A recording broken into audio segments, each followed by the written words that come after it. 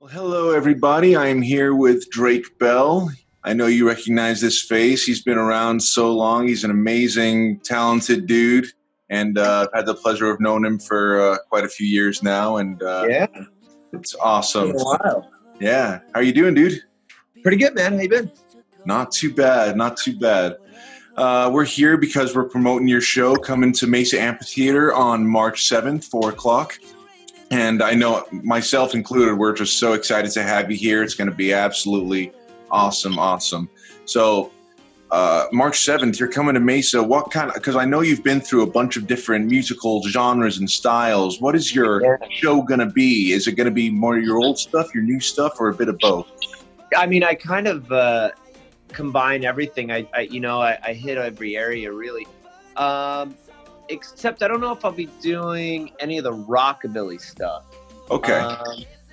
But yeah, mostly, it's a mix of like the old tunes off of It's Only Time, and then a lot of the new songs that I've been releasing. Nice. That's awesome. Yeah, your styles have throughout your albums, your styles have completely changed genres every time. It's awesome. Like your first. I'm very eclectic. I have a very eclectic interest in music. So, and I tend to like to record what I like to listen to. So, or whatever I'm into. It kind of that's kind of where my records go. You know, I want to make some Beach Boys, Queen sounding stuff. I want to do some rockabilly stuff. I want to do some Latin pop stuff. I want to do. It's like all different. There's not really a genre you can pigeonhole me in, I guess. Yeah, well, that's great. I mean, and every album has its own feel as well. It's not like you switch through different sounds for album. It's just one thing, and then that's what I love about it.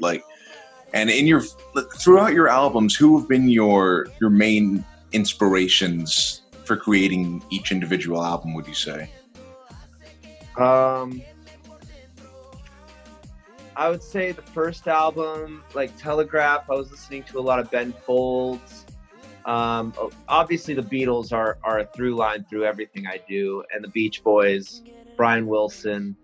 The second album was very Brian Wilson, Beach Boys, Queen. That's actually my new album that I'm just finishing up right now.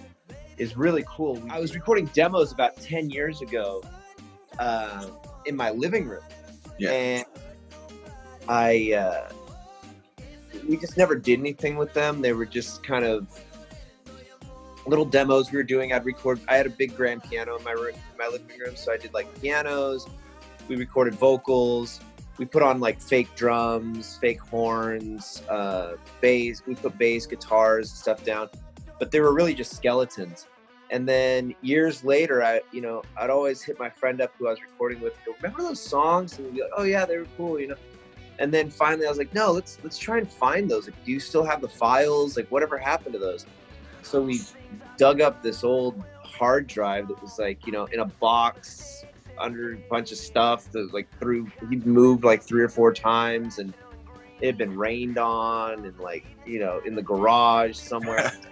I don't even know if this thing's gonna work or what we're gonna be able to, revive from it. But we plugged it in, and all the files came up, and we had everything, and we were like, man, these songs are really cool. Like, we got to finish these.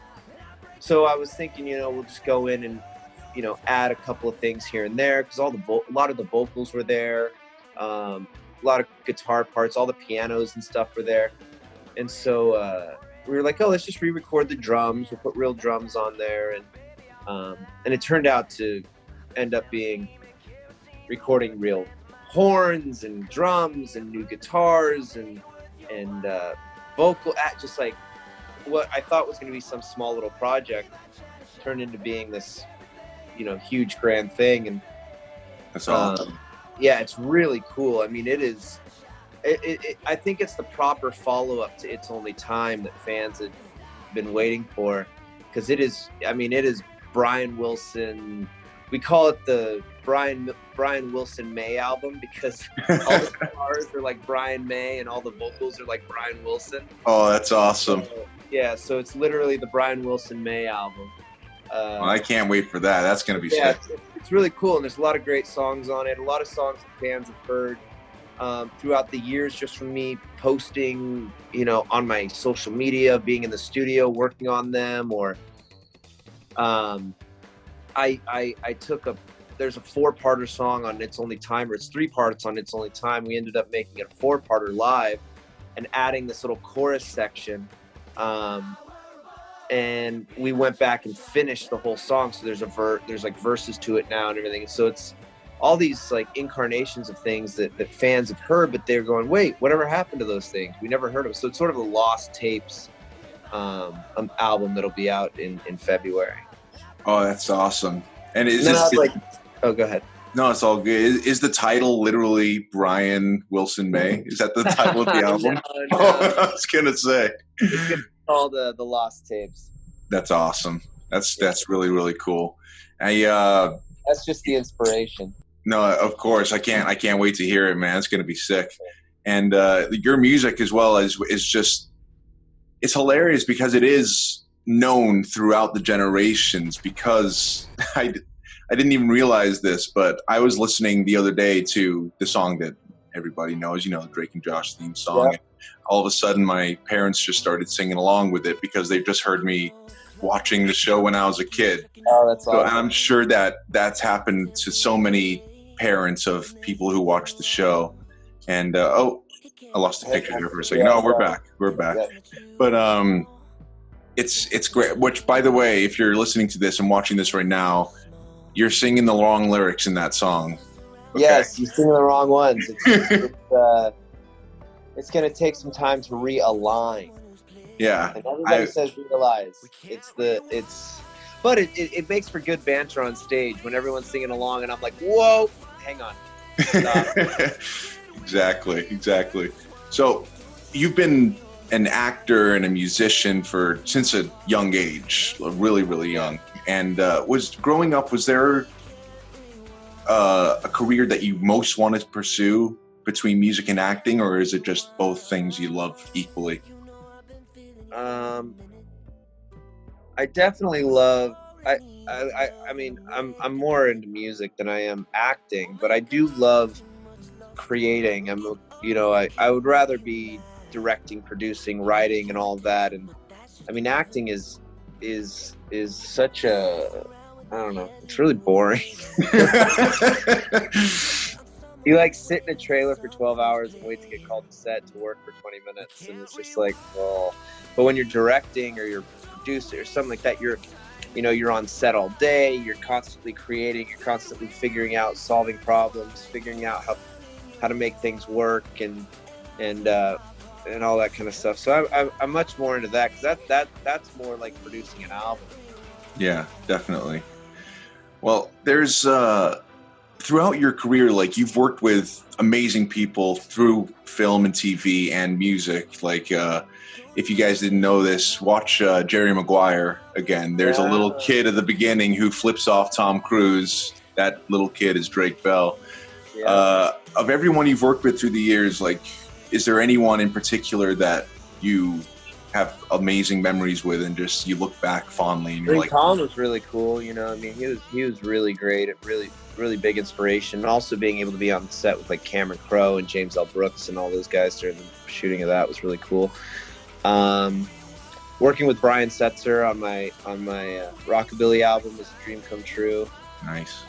That was really crazy because I mean he's the reason I play guitar really. See who else has been really cool. I don't know. There's so many. I'm probably not think. I mean, I would say Brian's probably the top guy.